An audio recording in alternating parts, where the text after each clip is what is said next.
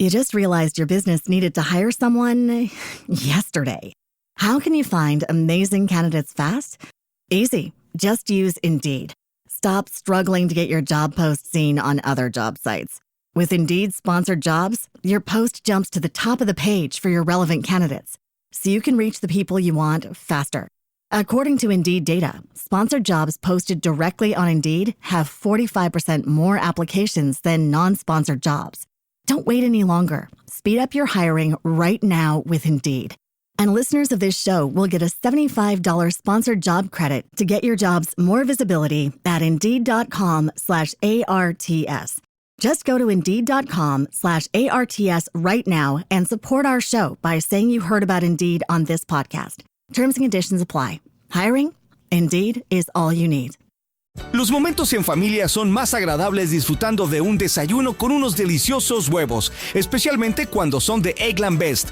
Tienen un sabor deliciosamente fresco y la mejor nutrición, como 6 veces más vitamina D, 10 veces más vitamina E y el doble de omega 3 y B12 que los huevos regulares. Para nosotros, los huevos pueden ser cocinados de cualquier estilo, siempre y cuando sean los mejores. Eggland Best. Mejor sabor, mejor nutrición, mejores huevos.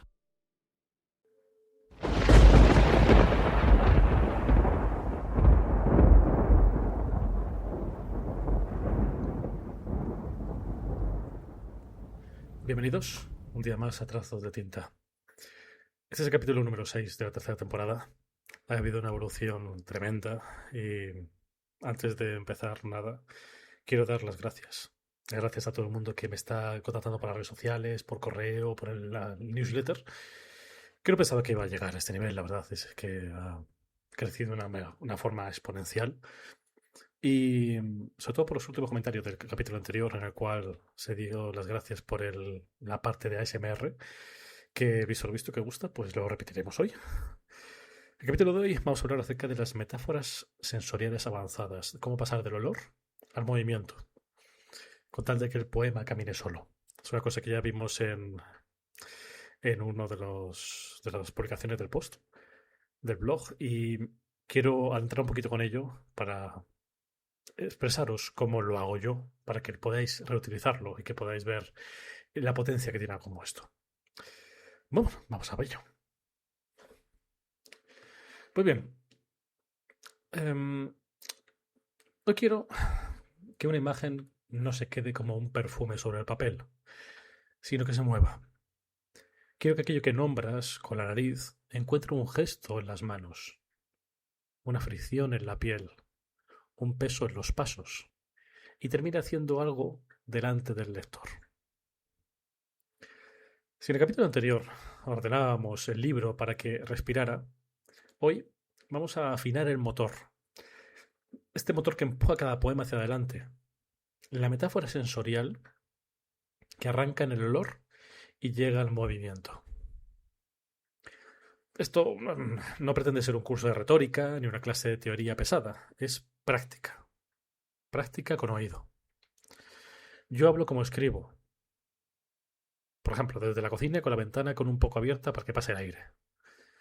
Al final no queremos darle un giro especialmente complicado.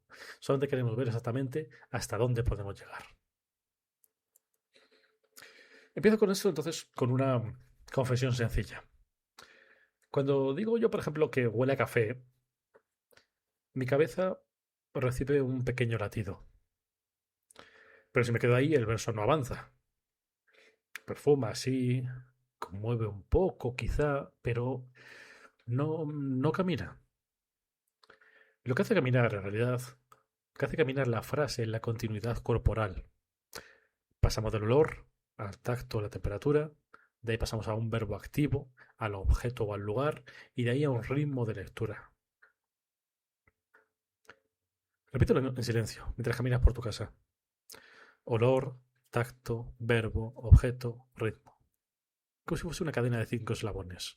Olor, tacto, verbo, objeto, ritmo. Si lo piensas detenidamente, cuando falta uno de ellos, el poema se queda en el rellano. Y cuando están los 5, baja contigo las escaleras. Olor, tacto, verbo, objeto, ritmo. Veamos uno a uno, ¿de acuerdo? El primer eslabón es el olor. El olor con una fuente concreta, no como si fuese un aroma de infancia, no. Eso es un álbum. Dime, por ejemplo, dónde sale el olor. Algunos ejemplos, por ejemplo, digamos el café de máquina, la lejía de patio, el diésel de las 7, el pan que acaba de salir. El cuerpo reconoce la procedencia antes que la palabra. Si el olor es un nombre de un anunciante, pierde filo. Si el olor sale de un objeto que no puedo tocar, entonces el verso ya tiene como una especie de sombra. Y que por supuesto hay olores raros, que a veces lo que quieres nombrar es una mezcla, una cosa que no tenga una perfecta etiqueta. Entonces, no hay ningún problema, es perfecto. Pero si es así, entonces piensa cómo entra. Si raspa, si enfría, si muerde, si moja, si empuja. Lo que nos lleva justamente al segundo eslabón, el táctil, el puente táctil.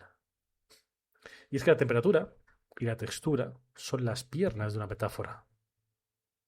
Un olor que no tenga piel es como una foto colgada. Y un olor con piel es como si fuese un pasillo con luz. El tercer eslabón de todo esto es el verbo. Y es que aquí se decide todo. Si recurres a serie estar, estacionas el verbo. Por ejemplo, el olor es fuerte, el olor está presente, nada se mueve. Pero el verso vive cuando el verbo hace. Me refiero, puede llegar a temblar, a masticar, a empujar, a arrastrar, derramar, subir, aprender, morder, aflojar, abrir. Todo esto hace. Todo eso le da fuerza al verso. Te propongo, por ejemplo, que hagas una pequeña lista privada de verbos motor. No tiene que ser larga, ponte 6, 8, 10, muchos. Y elige verbos que puedas representar sin hablar. Si yo te digo arrastra, tu cuerpo hace un gesto. Igual que cuando hablamos de una escalera de caracol, a todos se nos va la mano, ¿no? Pues igual. Pero si yo te digo es, ¿qué haces? Nada, ¿no? Tu cuerpo no hace nada, no sabe qué hacer. Y el lector, que no te ve, necesita que se lo den hecho en el lenguaje. Por eso mismo, cuando ponemos un verbo que tiene cuerpo, que tiene algo que hace, el lector lo hace con el verso. El cuarto eslabón de todo esto es el objeto o el lugar. Es donde aterriza la imagen. Por ejemplo, un olor, una piel, un verbo. ¿Y sobre qué? Pues sobre una persiana, una taza, un charco, una farola, una bandilla, un plato, un metro. Me gusta pensar en parejas. Por ejemplo, una taza y un plato, una llave y una puerta, una farola y un charco, la toalla y el vapor, un guante y un ascensor. Si tu verso sale de un objeto, el siguiente puede entrar por el objeto vecino. Y es que no hace falta explicar la lógica, el lector la reconoce con el cuerpo. Y si al final trabajas con libros enteros, ya sabes que estas parejas sirven también para enlazar poemas sin necesidad de poner carteles. El quinto eslabón, por su lado, es el ritmo. Pero no me refiero con esto a contar sílabas, con una regla. Me refiero a respirar. Por ejemplo, una metáfora es igual a un gesto. Si metes 3 gestos en una línea, se pelean. Si recargas de adjetivos emulsionados, lo que provocas es espuma. Y si dudas entre 2 imágenes buenas, elige la que tenga menos aire de anuncio y más gesto reproducible. Lo repito porque esto sirve para todo. La regla de todo esto es que menos adornos igual a más cuerpo. Cuando no sepas qué cortar, vuelve a leer en voz alta y escucha donde tu lengua tropieza. Si tropieza muchas veces, eso te está señalando una palabra floja o una metáfora que esté duplicada. Este concepto, este truco de leer en voz alta lo que uno acaba de escribir, es quizá uno de los mejores consejos que cualquier escritor te pueda dar. ¿Por qué? Pues porque al leer en voz alta todo lo que tú has escrito, es como si fueses tu propio lector. Pero, como ya comenté en otros capítulos, si tiene la posibilidad de que otra persona lo lea por ti, o que tú leas y esa persona te escuche y tú estés ahí con el ojo mirando y estés justamente viendo los gestos, si coge el móvil, si se aburre, si bosteza, si se inclina, si cambia de postura, todas esas cosas te dan una información que no tiene precio. Entonces, todo esto tiene sus pros y sus contras. Por ejemplo, el otro día fue antes de ayer, que estuve hablando de este tema con un grupo de lectura. Me preguntaron, vale, eso está genial, pero eso lo que hace es enfriar el poema. Porque al fin y al cabo, convertir olores en acciones no mata realmente el misterio. Y yo, es decir, puedo entender ese pensamiento, pero no lo creo. El misterio necesita una puerta, una bisagra y un pequeño giro de muñeca. Y un verso no es un humo bonito, es una cosa que sucede, está ahí. Piensa, por ejemplo, en las veces que un olor te ha cambiado el paso, sin pedir permiso. Un portal con lejía te endereza la espalda. El pan recién hecho te hace aflojar la mandíbula, te hace ahí la salivilla. El diésel, que está viejo, te frunce los ojos. O te llega a arrastrar un recuerdo sin nombre. A mí, por ejemplo, el sabor de la gasolina. El sabor. El olor de la gasolina me encanta. Pero al final, ¿a dónde quiero llegar con esto? Es que tu cuerpo y tus sentidos deciden antes que tú. Tu trabajo como escritor, al fin y al cabo, es seguirlo con la frase. Te propongo, vamos a hacerlo de una forma más práctica, ¿vale? Te propongo un pequeño entrenamiento que yo hago cuando me noto decorativo, ¿vale? Sales a pasillo y nombras 3 olores del día con su origen. El primero que es sencillo, un segundo más preciso y el tercero ya me pide abrir la ventana. Después le doy piel. Este se pega, este enfría, este muerde. Y luego les doy un verbo y un objeto. Y es que así es casi como si no escribiésemos poemas, sino como si estuviésemos fabricando engranajes. 10 minutos de ese ejercicio y a mi mano se le quita la manilla de meterle adjetivos abstractos a los versos. Y cuando vuelvo al poema, las líneas se caen solas si no tienen un gesto. A mí me gusta también, por ejemplo, reparar imágenes que estén averiadas. Llevo una línea y algo no me convence. Es decir, lo leo y como que algo me suena mal. No sé exactamente qué, si es toda la palabra, es toda la frase, si es la terminación, si es algo que viene de atrás. Entonces, ¿qué hago? Pues primero le quito el adjetivo más gordo que haya. Si sigue de pie, es que no lo necesitaba. Y después me siento con el verso y digo, vamos a ver. Le pregunto si tiene un verbo motor.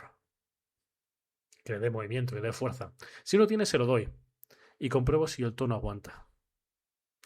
Y luego miro si hay 2 metáforas diciendo lo mismo. Y si la hay, pues descansa en paz, una de ellas muere con dignidad. Y ya para terminar, y en función de lo que se necesite, coloco un objeto.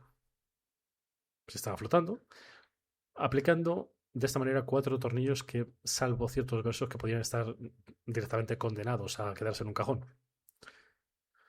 Y si no se salvan y al final acaban destruidos, pues al menos descubrí por qué no iban a salvarse. Pero claro, no todo es olfato. Hay poemas que entran por el oído o por la vista y funcionan exactamente igual. Pero hoy te invito a empezar por la nariz, porque es algo humilde, es algo poderoso. Un olor cotidiano, el de tu patio, el de que ves que notas en el metro, el de la fruta fresca, una manzana así, roja, tipo Pink Lady, esas, me chifla. Algo como eso no necesita un prestigio para colarse a la memoria. La vista a veces presume, con eso de que vemos en 4K, pero el olfato no, el olfato trabaja. Y cuando tenemos una buena congestión, anda que se nota, ¿a ver si? Y al final, una metáfora que utiliza el olfato, una metáfora que trabaja, por lo tanto, te lleva a la siguiente esquina sin pedirte permiso. Te permite continuar, te permite dar una continuidad mucho más fácil que simplemente describiendo. Cuando tú, por ejemplo, mira, te voy a poner un ejemplo muy sencillo, ¿vale? Dentro de poco voy a sacar un libro nuevo que se llama El Dios de la Tempestad. Es un libro de poemas, pero este será el último libro de poemas que sacaré al menos en unos años. Pero el siguiente después es una novela de ciencia ficción. Y en varios de los primeros capítulos se habla acerca de cómo huele. Casi se habla acerca de cómo huelen las nubes. de cómo huele la seda, de cómo huele el mercado, de cómo huele el agua, de todo lo que rodea a la protagonista. Entonces, ¿cuál es el problema? Que aquí esto te da muchísimo juego, mucho más de lo que te puedes imaginar. Y estoy hablando en prosa, no estoy hablando en poesía. Pero claro, ahí podemos caer en algo que también me lo comentaron hace un par de días en este club y me dijeron, pues esto puede tener como si fuese un cuchillo de doble filo y caer en la literalidad. Y yo dije, ¿cómo? ¿Qué te refieres? Y dice, sí, claro. Dice, hay personas que temen que si el verso hace, se vuelva tosco. De nuevo, opiniones, ¿de acuerdo? Pero para mí lo tosco no es hacer, lo tosco es explicar. La acción limpia protege el misterio. Cuando dices una persiana tiembla en la taza, nadie te pide un máster ni un tratado, ¿no? Entiende que hay una vibración, una proximidad, un nervio. Si dices la atmósfera es densa y el recuerdo es intenso, entonces estás intrínsecamente pidiendo paciencia, como si el lector tuviera que entrar a un museo. Y es que al final, el poema no es un museo, es un pasillo con lámpara. Quieres que alguien pase, no que se quede con la mano en la espalda. Si pudieras, querrías que tocase, que oliese, que saborease. Y el ritmo del libro, por su lado. ¿Te acuerdas de lo que estuvimos hablando en el último capítulo, el tema de la escaleta? Abrir, subir, pico, colchón, eco. Por lo mismo, las metáforas sensoriales alimentan esa curva. Pones, por ejemplo, que decirte, un olor que se convierte en un gesto, en la apertura, y el lector entra sin resistencia. Mete 2 o 3 acciones en la subida y ya está en marcha contigo. Guardas un verbo afilado para el pico, lo disparas con cuidado, luego saltas un colchón de tacto quieto y asunto arreglado. Y al final cierras con un olor que vuelve transformado y ya tienes el eco. Si no tuvieras metáforas que hacer, todo eso se parecería más a una conferencia que a un viaje. Y todo el mundo estaría tremendamente aburrido. Pero, volviendo un poquito para atrás, ¿vale? Y disculpadme que me vienen ideas de un lado para otro. Me quiero detener también en el asunto de la voz. Y es que la metáfora falla, no por técnica, sino por tono prestado. Imagínate que has leído una imagen ajena y te gustó tanto que la tuya quiere sonar exactamente igual. Y dices, esto es una maravilla. Y suena así, pero no camina en tu boca. La manera más rápida de descubrirlo es leer en voz alta, como digo, y como he dicho muchas veces, y mirar si tu cuerpo la acompaña. Cuando tu voz se pone de puntillas o se disculpa, al fin y al cabo estás casi como imitando. Y cuando tu voz se sienta en la silla y mira a la mesa, estás en casa. No hay una metáfora que sea sensorial útil si no sale de esa casa. Quiero contarte otra cosa. El poema, al final, un poema que no se mueve, no siempre está mal. A veces necesitas un verso que se quede quieto y mire. Pero si todos se quedan quietos, ¿llamas poema a qué? ¿A una fila de maniquíes? Y si todos corren por su lado, tienes una persecución sin calle. El equilibrio, al fin y al cabo, es la gracia. Uno se queda mirando el vaso, otro lo empuja. Uno describe la luz, otro abre la ventana. La vida no se hace con un solo gesto. Y un libro tampoco. Por su lado hay una dificultad muy amable, que a mí me visita mucho, que a veces no me gustaría que se me visitase tanto, que es el recuerdo. El recuerdo, y ahí lo podemos extrapolar a lo que queramos, es un olor que no sabes de dónde viene. En este caso lo cojo, digamos, por ejemplo, por la temperatura. Si el recuerdo enfría, empieza por la nuca. Si calienta, por la palma. Si pica, por la nariz. Y dejo que el verbo nazca de ahí. Por ejemplo, el recuerdo muerde la mano. Eso funciona mucho mejor que, no lo sé, que por ejemplo, el recuerdo es punzante. Porque me muestra la escena sin un manual. Y con recordar ya tenemos bastante trabajo como encima para poder meter manuales. ¿Y qué pasa con la rima, con el soneto, con el alto mayor? Al final, el sonido puede ser un aliado, pero también puede ser un gran tirano. En formas fijas, el verbo motor a veces se aplasta para hacer sitio a la música. No, no pasa nada si lo ves y lo corriges, pero pon la música a tu favor y reserva la rima cerrada para que la palabra que hace, para la palabra que hace, no para la que explica. Y es que el lector no va a aplaudirte la proeza técnica si el gesto se quedó ahogado debajo de un lazo. El lazo es muy bonito, pero cuando sujeta un paquete. Pero si lo ahorca, no hay un regalo que lo justifique. Sé que todo esto quizás sea un poquito difícil de entender y que yo a veces te lo juro, intento evitar tecnicismos y explicarme de la mejor manera posible. Pero al final creo que todo se aprende mejor con práctica. Entonces, déjame que te dé una tarea del final, antes de que terminemos el episodio. Haz una lista, ¿de acuerdo? Con 3 olores. 3 olores de hoy, escribiendo de dónde salen. Y anota cómo esos olores tocan tu cuerpo. Elige un verbo que haga y un objeto que reciba el gesto. Y luego escribe 2 líneas con eso y deja un silencio después. No busques cerrar todo. Busca que ande. Y mañana vuelves a 2 líneas y quítales algo, lo que sobre.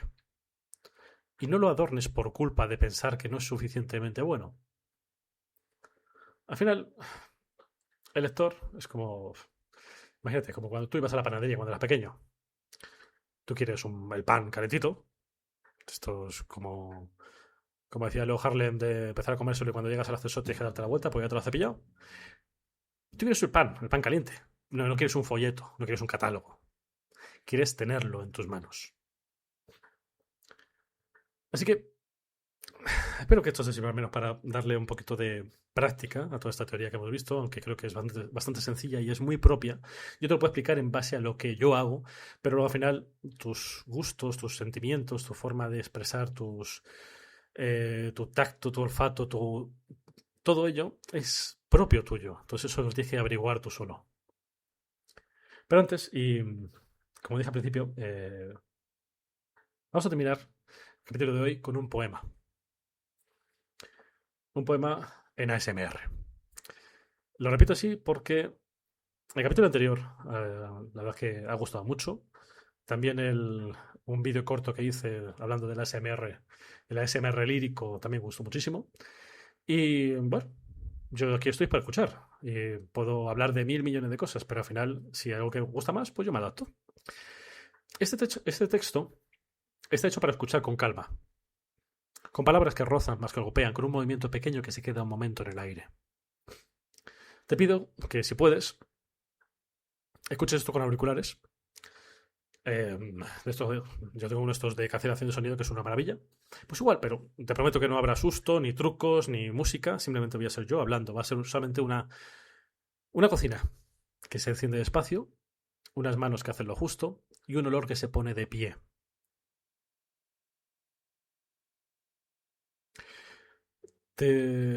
Espero, sinceramente, que te guste. Luego volveré para despedirme, pero antes, primero, déjame que beba un poquito de agua.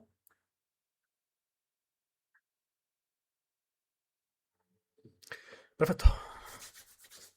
Entonces, lo he dicho. Luego volveré para despedirme, pero antes, silencio.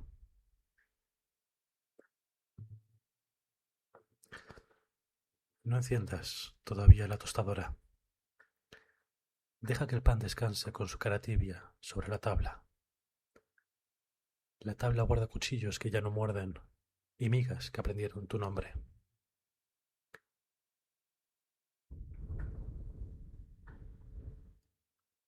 Respira por la nariz, muy suave.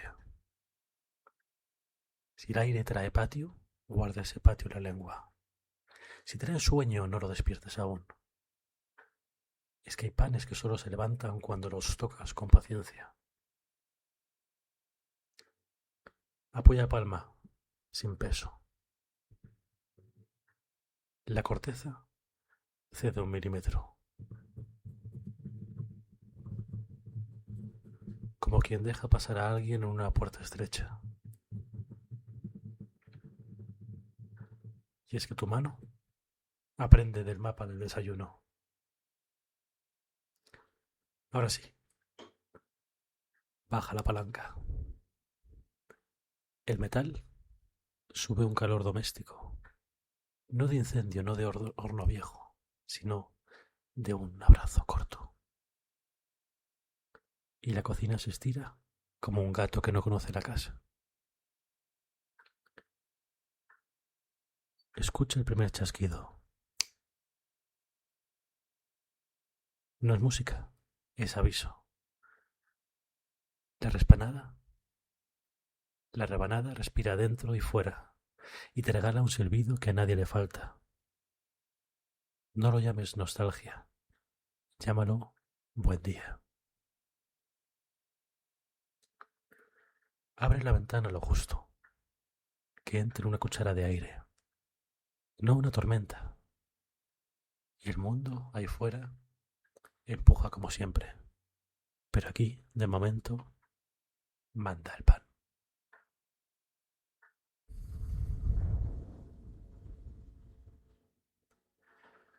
Huele otra vez. Ahora ya no es harina, es un color tostado que muerde con cuidado. Acércate 1 centímetro más y deja que la nariz tire de la boca, como si fuese un hilo de pescar. Salta la palanca. No te apresures.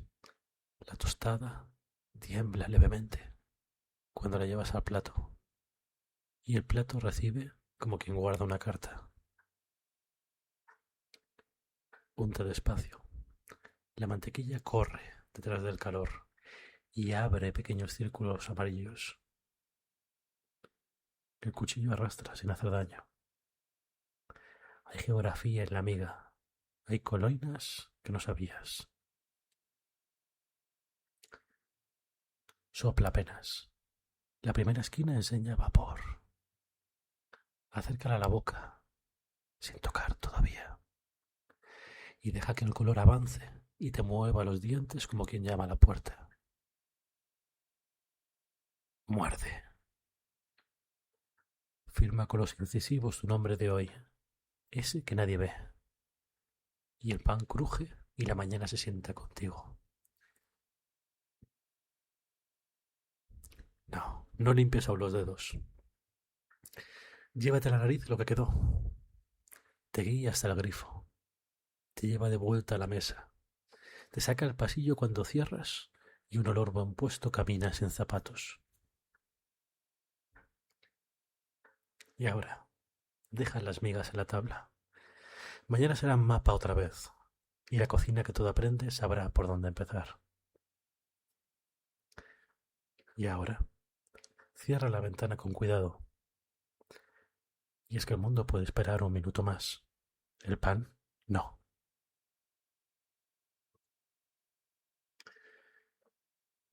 Espero que os haya gustado y que hayáis visto cómo estaba aplicando todo lo que hemos hablado anteriormente de las metáforas sensoriales. Cómo hemos hablado acerca de cómo se respira, de cómo hago cede, aprende, sube, respira, empuja, muerde, tiembla, recibe. Todos estos verbos, como estaba diciendo, todo esto es un ejemplo muy práctico de todo lo que hemos estado viendo. Espero que los sirva como un ejemplo y que, junto con este ejercicio práctico que os he encomendado que hagáis, os ayude para poder darle ese giro de tuerca a vuestros escritos, ya sea novela, poesía, lo que corresponda. Porque digo, es algo que ayuda muchísimo para poder darle un valor que hace que el lector cuidadoso, el lector que adora leer, al final le pasa como a mí, que se me hace la boca agua. En fin, hasta aquí el capítulo número 6 de Trazo de Tinta, tercera temporada. No os voy a comentar lo que vamos a hablar en el siguiente capítulo, porque es un poquito distinto. Y quiero dar una vuelta, quiero ir mejorando y cambiando ciertas cosas en base a las cosas que me habéis ido diciendo en los comentarios. De nuevo, muchísimas gracias. No podría desear tener nada mejor porque es increíble. Así que, sin más, me despido por hoy. Espero que tengáis un excelente resto de día. Espero que os haya gustado lo que hemos hablado hoy. Sin más, nos vemos en el próximo capítulo de Trazos de Tinta. Así que sin más, chao.